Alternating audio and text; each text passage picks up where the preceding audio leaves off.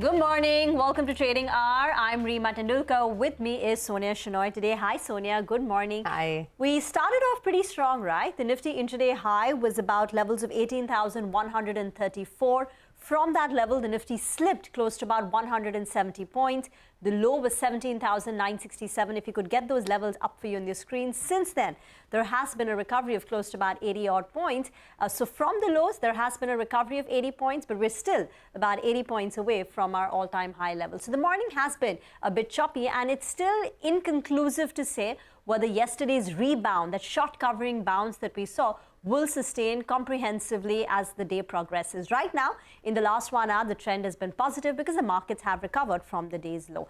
The strength is really coming in from the metals index, as we've been pointing out since the beginning of trade. The metal index has now rallied 2.5%. That's the only index which is at the day's high.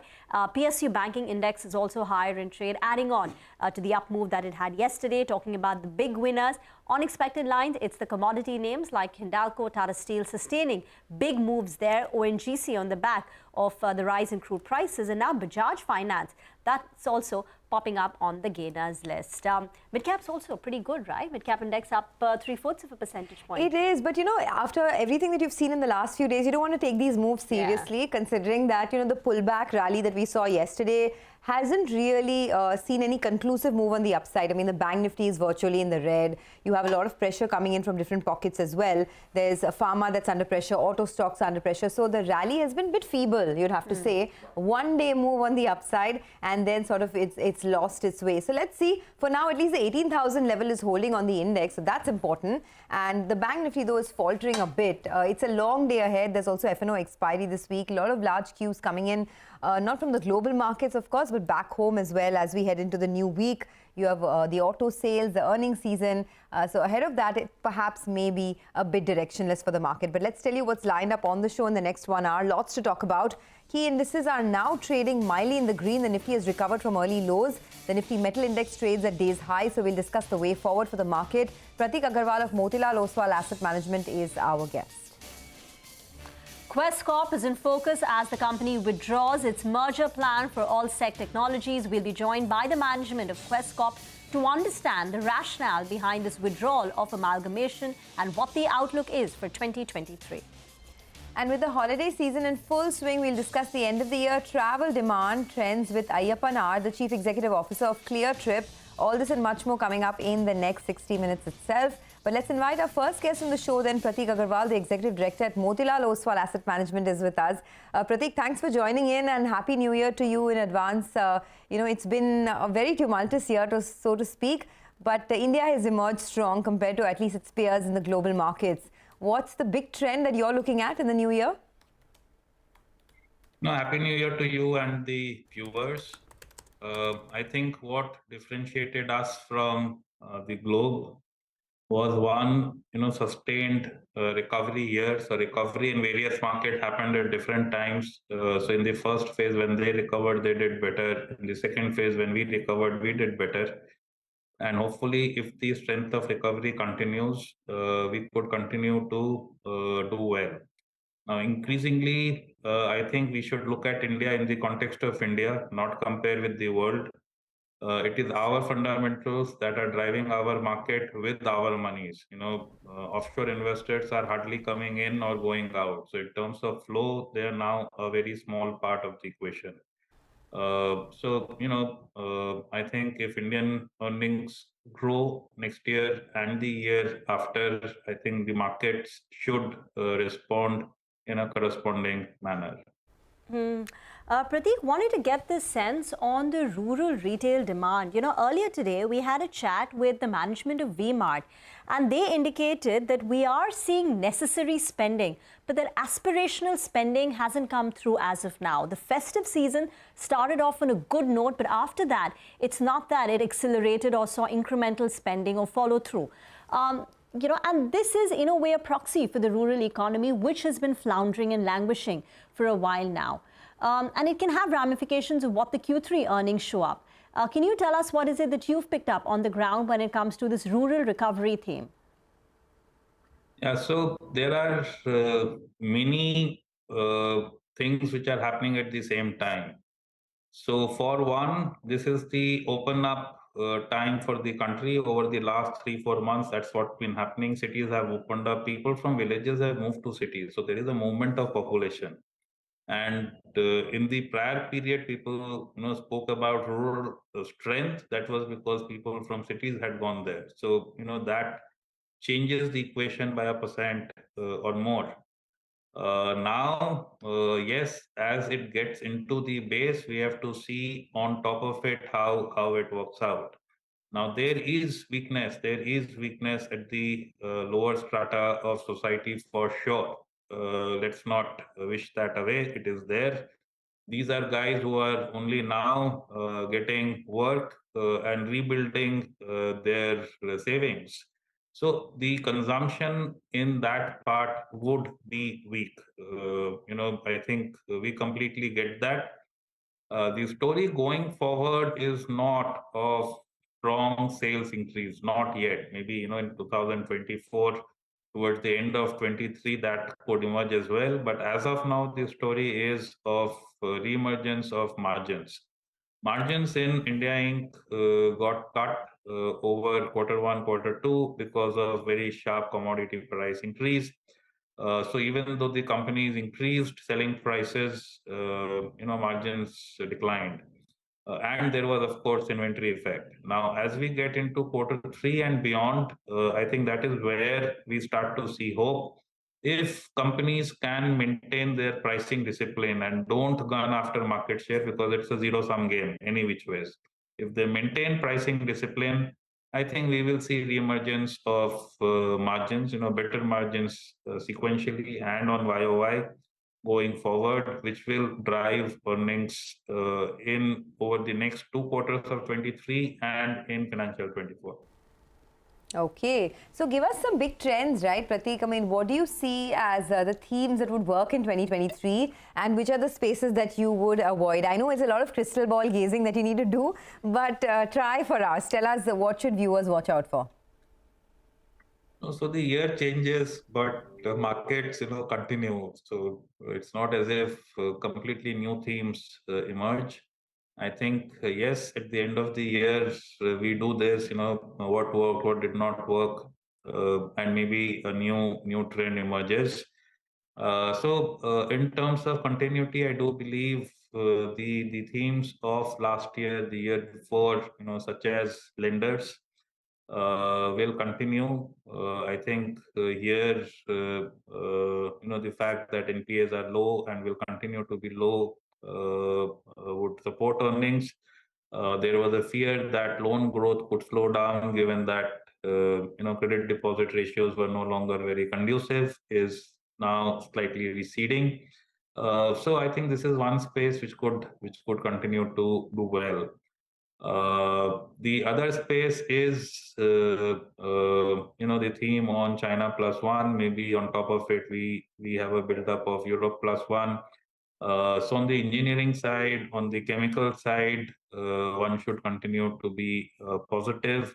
Similar on the defense side, the outlays should be expected to be maintained, if not increased, and the substitution of imports should continue very deep into the future. So, but one new thing that can happen is the focus of the tech companies which got listed, let's say, over the last 1 odd years, from growth only to profitable growth.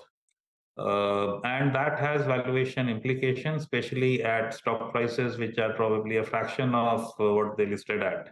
So I think the new year could see some more interest there. In the so-called less cyclical defensive spaces, I think hospitals have made their mark. Medical chains have a huge tailwind of unorganized to organized shift. I think these are spaces that we are very clued on. I just want to touch upon the point about these new age tech companies, which are now trading 60-70% lower from where they were, say, same time last year. The year-to-date losses are more than 60%. You spoke about the street's focus on profitability. Many of them, like Paytm, for instance, have already outlined that in the next 12 to 18 months, we will become, I think, free cash flow positive or EBITDA break-even. That path to profitability has already been outlined. So should the time to buy come in only once we see that profit, the company is, walking the line when it comes to delivering it? So perhaps only in the second half of the year? Or can one take the leap of faith and buy now because the valuations are attractive now? No, so depends on the risk makeup of each individual. Here I would say many of these businesses will sustain. So, some of the names that you took, will they be around 5 years hence? Will they be around 10 years hence? Maybe the answer would be yes. So it's not as if these are businesses which have been created and like many other tech companies will evaporate. That is not the case. Now, so these are good businesses, but if you look at the makeup of the current investors, expect a very large investor churn. The current holders will probably, a very large part of them will change over the next 1 to 2 years. And that will cause a lot of stock price volatility in all of these new age businesses, is my sense. So good businesses, not so strong holders is my thought process here, and which means investors will longer period investors will get chances to get in. They can wait it out a bit. They can wait out for more sense of things actually happening rather than preempting it. But over the next 1 year, I think this is one space which could look much, much better. All right, we'll let you go on that note. Thanks a lot for joining in, Pratik. Have a great 2023. Thank you. And wishing your team as well. Thanks for joining in. Okay, well, that's about market opinion. Let's do one thing. Let's slip into a quick break. The market is picking up a bit of pace, but really all over the place for the index. So a big slide, now a bit of a recovery. So it's getting as volatile as can be. Let's discuss what's buzzing in the commodity space. Brent is now above $84 a barrel. So Manisha Gupta will be with us in just moments from now to tell us what to expect there.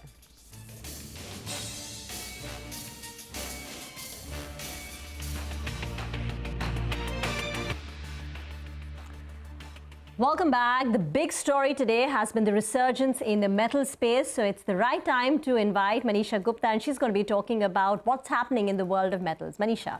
Thank you so much for that. Well, the last couple of sessions, we've seen 1 to 2% of gains come across metal. Something like a tin and nickel actually have gained even between 6 to 8% in the last couple of trading sessions as well. Well, if you look at the dollar index, that has yet again declined to nearly 104 kind of levels. That clearly has been supportive. And the markets are now putting a 25%, rather 50% probability for a 25 basis point rate hike in the new year, in the first 2 meetings from the US Fed. The policy measures from China is yet another factor which clearly has been supportive. We have seen China come back, start to reopen even as the COVID cases are rising, and the conversation that till 2027, all the policies that are going to be laid out are going to be for pushing the economy and infrastructure in some sense or the other. We already have seen a cut in reserve ratio, injection of liquidity, and ease of doing business when it comes to infrastructure. So the metals seem to be taking cues from that as well. And then apart from that, there is some restocking happening at these lower levels. There are power generation concerns still continuing and rationing as well in China and Europe. That has been supportive. And there are expectations of better demand going forward in 2023 from the renewable sector as well. And that has been supportive. Also, when you look at most of these metals, the individual fundamentals have been on the stronger side as well. Whether it's copper, aluminum or zinc, they're all trading in deficit in this year and expected to carry it forward in 2023. That is an added support factor. Okay, thanks a lot for that, Manisha. Well, let's do one thing. Let's take a quick break. On the other side, Quest Corp will be in focus. The company has withdrawn its merger plans for Allsec Technologies. We'll be joined by Guru Prasad Srinivasan, who's the Chief Executive Officer of the company. Stay tuned for that.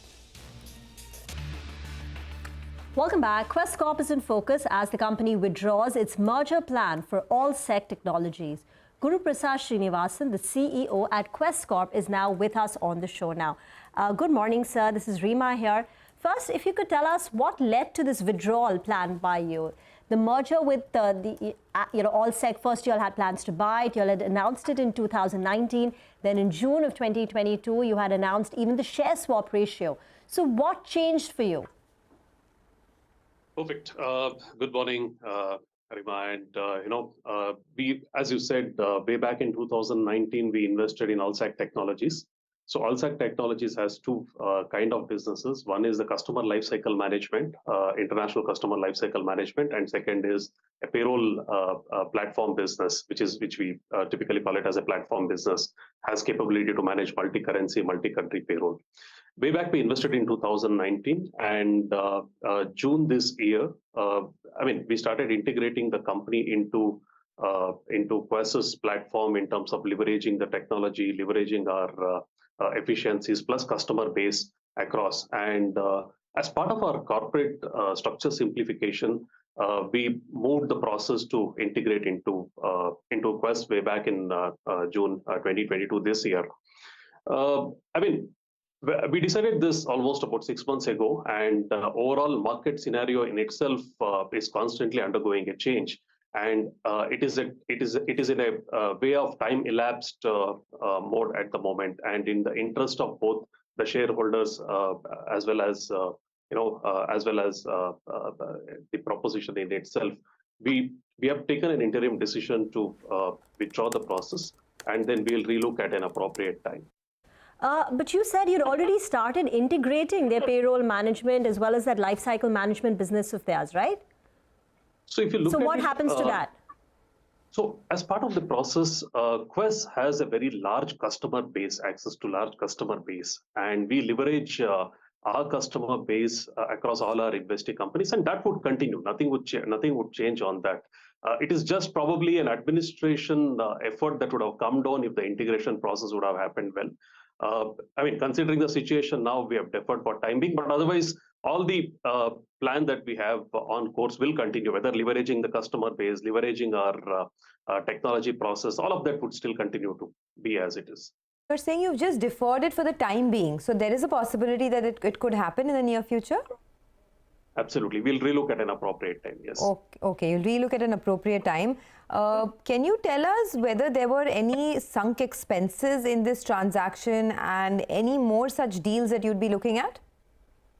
Not really. There is no any major sunk expenses. It's only the transaction fees that we work with the advisory panel, but otherwise there is no other major expenses because Quess already holds about 73% stake in Allsec Technologies, and a lot of synergies are already built in. So there's no major expenditure at the moment in this merger process.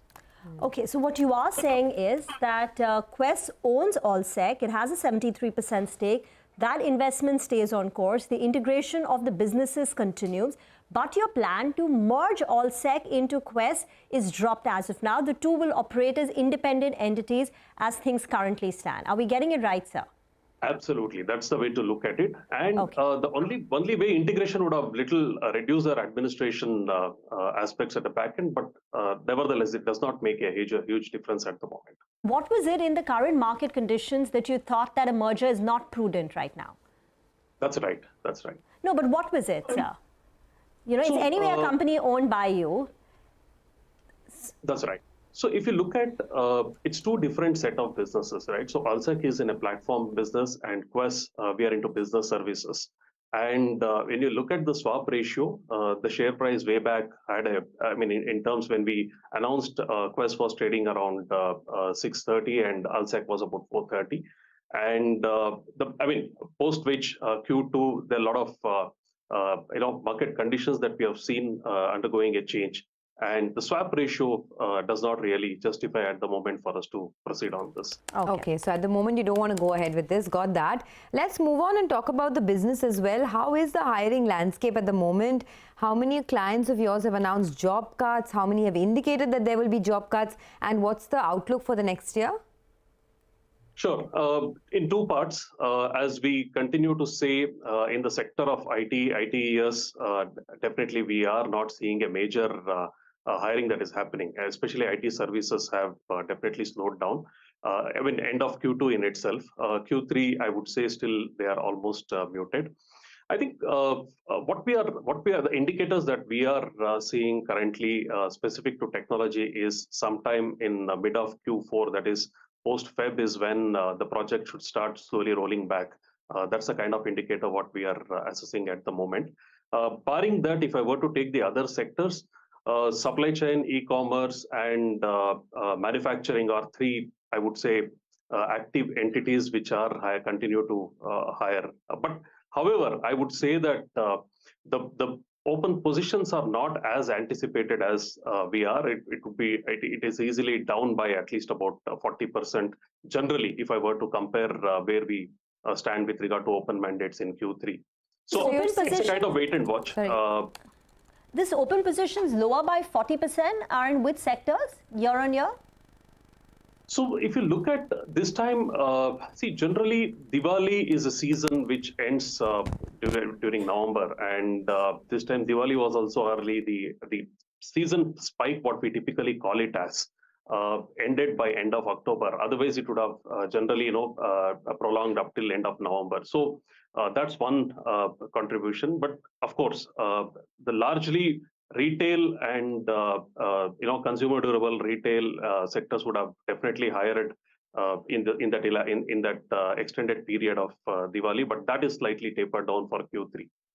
I think it's showing up in your stock as well. I mean, the stock in the last 12 months has, halved. It's down almost 50%. So I guess that caution is showing.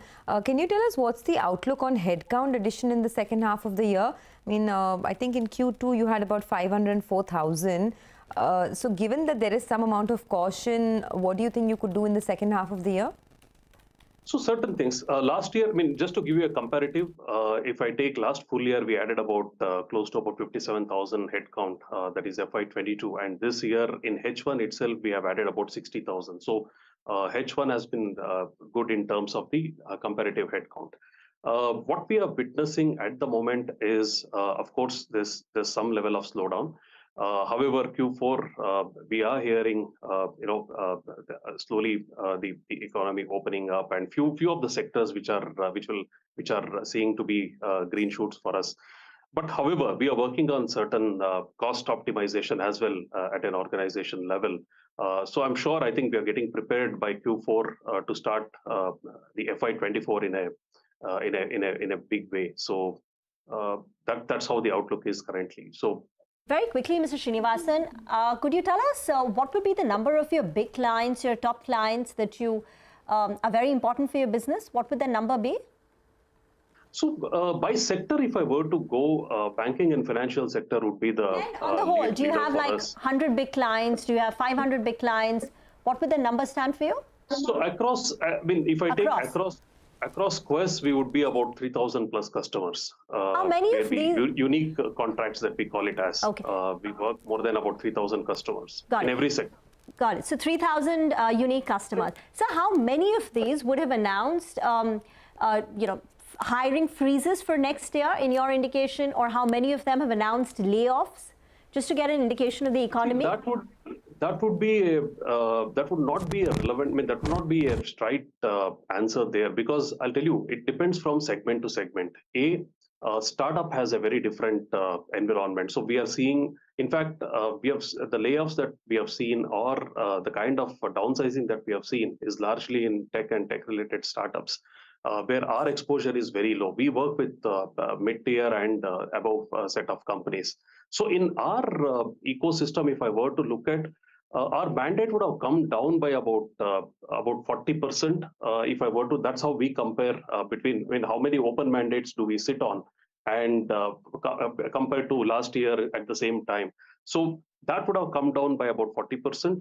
But otherwise, it is not a straight number of companies who would be laying off. That is not the right measure for us to look at. Okay, all right. Mr. Srinivasan, thanks a lot for stopping by and speaking to CNBC-TV18. That's the word coming in for Quest Corp on the deal pipeline and the way forward for the company. Let's do one thing. Let's just take a quick break on the market. When we come back, we'll get Mitesh Thakkar to discuss some market technicals. We'll also tell him to give us his top trading bets. Stay tuned. Welcome back to Trading Hour on CNBC-TV18. Well, as promised, we have Mitesh Thakkar joining into the conversation to give us a sense of which way things are headed. Mitesh, it's almost like that roller coaster ride you sit on, right? You don't know what's going to happen, which way it's going to move. And as of now, I mean, it's really flat. Just looking slightly far out, do you think that it's better to take a decisive call on the market in the first week of January, considering the volatility now?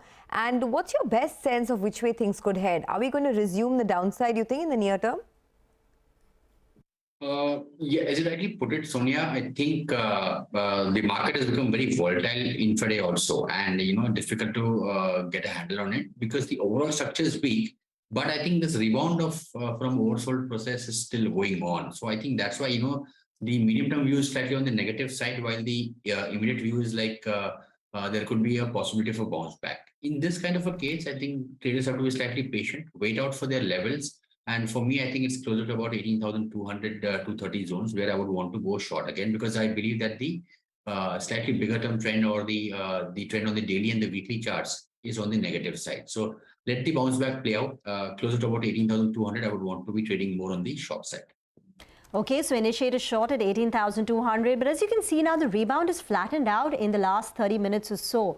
The rebound took place between 10 and 11, but after 11 to 11:30, things have been flat on the Nifty and even on the mid-cap space, where the rebound was far more ferocious. The Nifty Midcap index will also come up, and you would see in the last 30 minutes, things have been flat. Mitesh, your picks for today, and also what's happening with HDFC Bank, because that's dragging the Nifty Bank today. Yeah, actually, HDFC Bank, has been a more resilient stock in this downtrend. It hasn't broken its series of higher highs and higher lows. And I think unless until the stock starts trading below 1590, I would not be having a negative view in the stock. So I think it's just that today it's not performing well, but broadly it's a stock which is outperforming. So it should do well in a market which is slightly on the choppier side. And on my stock calls, Concor is a sell. That's a sell with a stop at about levels of 730 for targets of 700. And Dixon Technologies still is bouncing back from oversold level. That's a buy, could go a bit higher as well. So buy here with the stop below levels of 39.25 and a target of around 4,020 to be is to be looked at on the upside. Okay, thanks a lot, Mitesh, for that. Well, have a great day. We'll come back to you soon. For now, metal stocks are really moving higher. So almost 3 to 4% rallies, what you're seeing across the board. Could be just a pullback rally after the steep sell-off that we've seen. But names like Hindalco, JSW Steel, Tata Steel, all in the green. Of course, the COVID situation has eased in China as well. So that's given a bit of a fillip over there. But let's focus on the chemical sector now. BNK Securities channel check suggests that supply constraints are easing for some chemicals and raw materials, and the demand environment may remain subdued. Sonal brings us all the details from that note. Sonal, over to you. Thanks a lot for that. And it's an interesting note coming in from BNK Securities, where they are talking about what traders are doing on the ground as far as chemicals are concerned.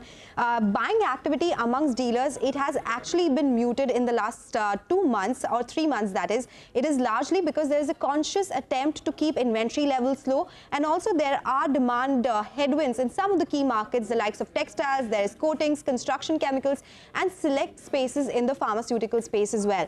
Prices, they have declined from the higher base that we saw in the month of October, and supply side disruptions that we have been seeing is compensated by lower demand as well, and that's why there is some balance that we are seeing here. Crude prices, they have declined 10.5% sequentially, but the change that we are seeing in the petrochemical side is quite mixed. Now here is where they say that there are certain triggers for the chemicals prices going forward as well. Chinese New Year is approaching, so starting 22nd January to 5th February, they expect supply chains to get muddled up yet again here.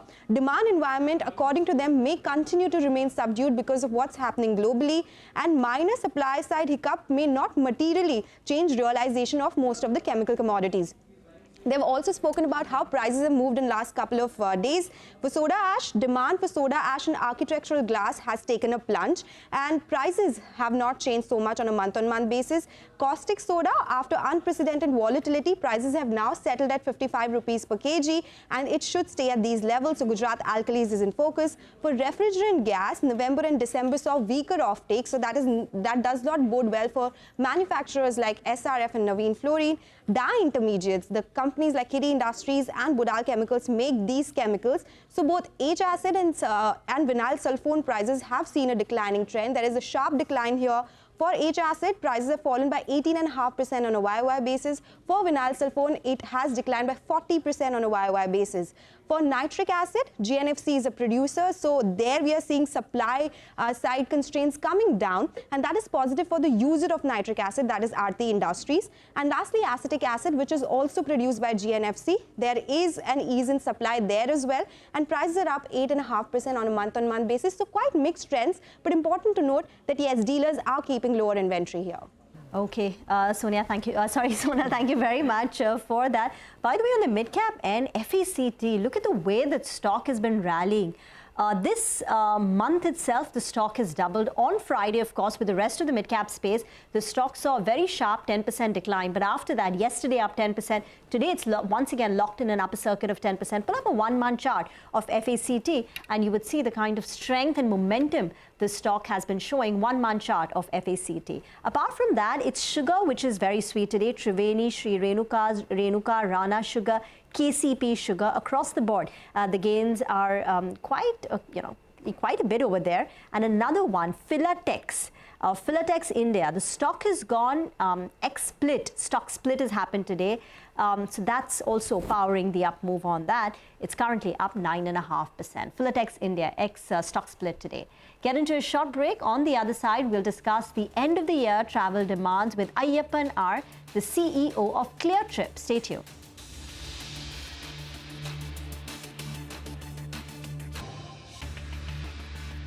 Well, if you look around you, you will get to know that 2020 was clearly the year of revenge travel.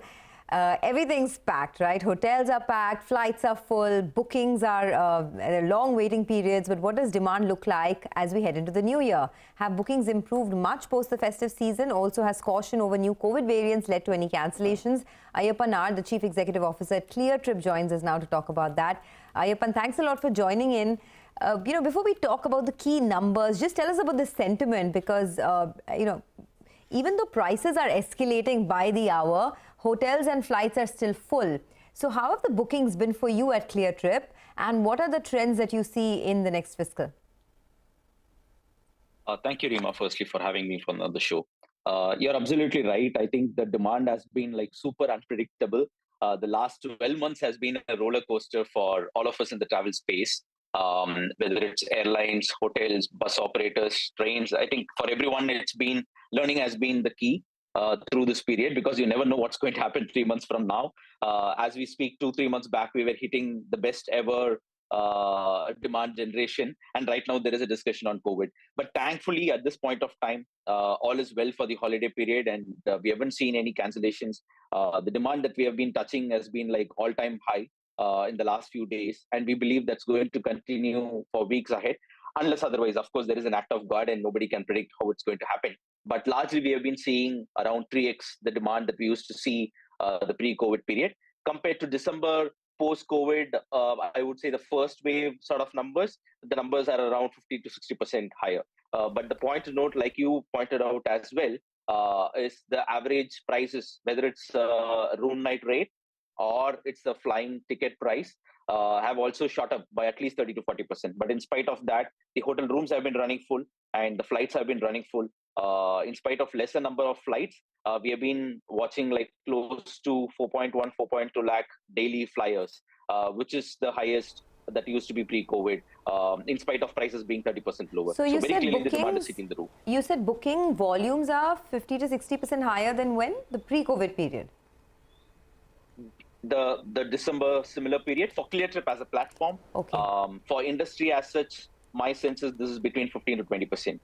Okay. But you also said volumes are 3x higher. So that's right. So there are two parts, okay, right? So maybe let's demystify that. One is compared to the pre-COVID. The second is the COVID wave came in, and then what happened compared to that period, right? Okay. So because the highest that the numbers used to hit was around 4.2 lakh flyers. This was pre-COVID number, but the post-COVID wave, around similar periods, the flying numbers used to be around 2.5 to 3 lakh. If you remember, last December, January saw a lot of COVID cases as well in the country. Okay, so can you tell us, what is your market share now versus other platforms, and how does it compare with Ease My Trip?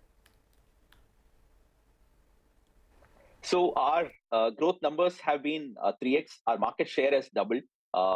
We are number 2 OTA player at this point of time. I would resist myself comparing ourselves with the other OTA players. We are a lot more into B2C space. What is the share now? Unlike other players. So we are number 2. I would not be able to, because there is no one central agency to measure that. Yeah. So this is from the secondary data. We are number 2 in the OTA space. We used to be number 4 a year and a half back. So that's a jump we have seen in the last 12 to 18 months. December, year-end, festive season is typically high when it comes to travel, right? Could you give us an indication of what the bookings are across flights, trains, as well as hotels with Clear Trip for the month of January and thereafter? Yeah, the bookings have been quite advanced as well. So we are not just seeing the bookings for December and the New Year period, but we see the demand going into the Jan and Feb as well. The last few days, the airlines, all the airline partners have been running promotion offers starting with Jan 15th already. That's because the books of till Jan 15th is already booked. Everybody is running full. Probably 80 to 85% of the flights are already full, and hence the focus has become already to take the bookings from Jan mid all the way to March and April, because we are seeing what is happening at this point of time. So this way the prices are lower as well for the consumers. At the same time, this sort of early planning and booking will help everyone in the sector. So the demand has been going through the Jan to March as well, and it's not just about December and Jan. So you said that you moved from number 4 to number 2 player. That's quite something, right? I'm sure it's coming at the cost of your margins or operational performance, because you have seen higher ad spends and other expenses which have hurt your operations in the quarter gone by. Are you doing a lot more in terms of advertising to gain market share? And if yes, as a percentage of sales, what will it be?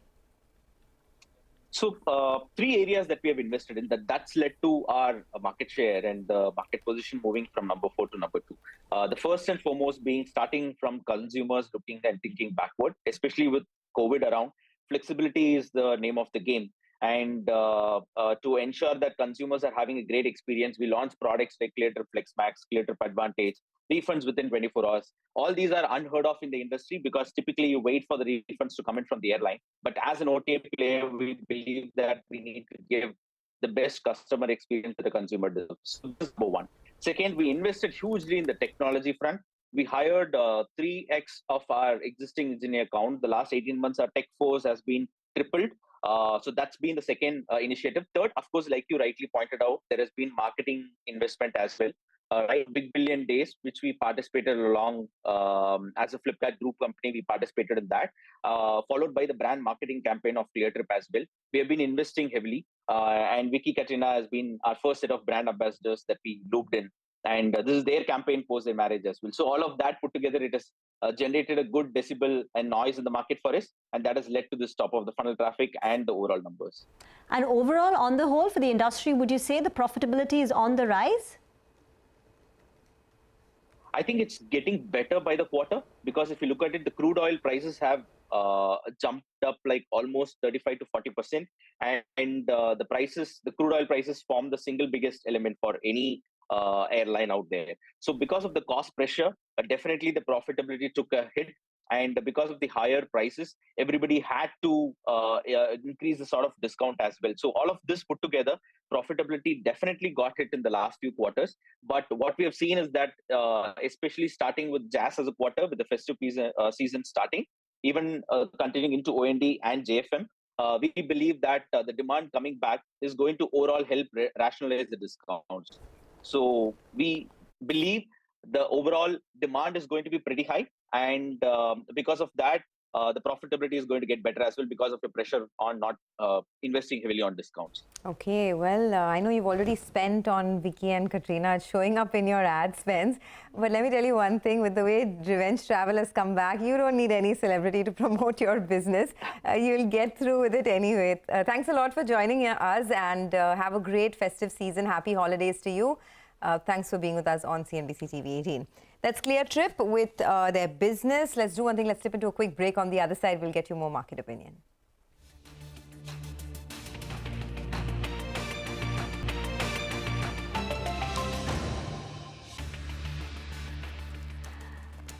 Well, euphoria, scandal, meltdown, contagion, bankruptcy, manhunt, arrest.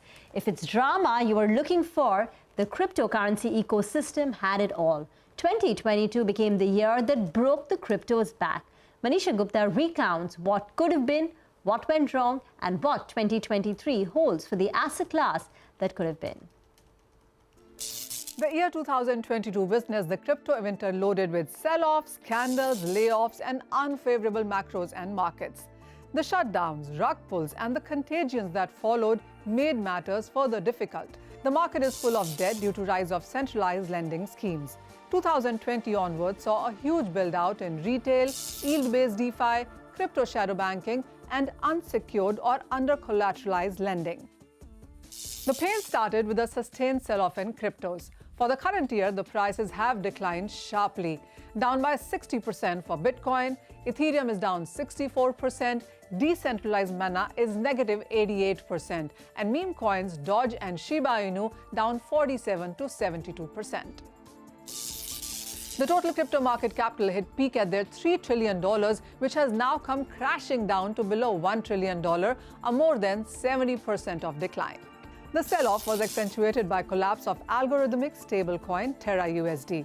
It was clear from the events that followed that the credit risks and counterparty risks were not assessed with vigilance. Down went the Celsius network, once valued at $20 billion. Same happened with Three Arrow Capital. Equinox, which was listed on Nasdaq, also shut shop. The other names like Wald, Voyager Digital met with the same fate. And towards the end of the year, the once valued at $32 billion FTX crypto exchange filed for bankruptcy, followed by BlockFi and Bitfront in Singapore.